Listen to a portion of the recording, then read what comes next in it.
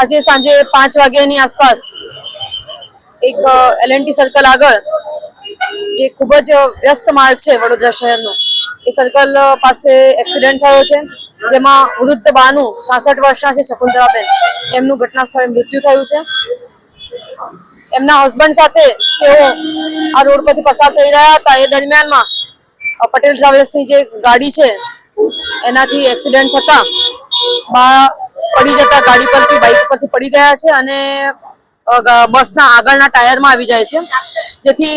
એમની જે શરીર છે ત્યાં અંદર ફસાઈ પણ જાય છે અને એના કારણે તમામ અલગ અલગ એજન્સીઓ દ્વારા અત્યારે હાલમાં જે પોસ્ટમોર્ટમ માટે લાશને મોકલવામાં આવી છે અને આ બાબતે અકસ્માતનો અને ફેટલનો ગુનો દાખલ કરીને આગળની કાર્યવાહી કરવામાં આવશે. અત્યારે અમારી કસ્ટડીમાં છે,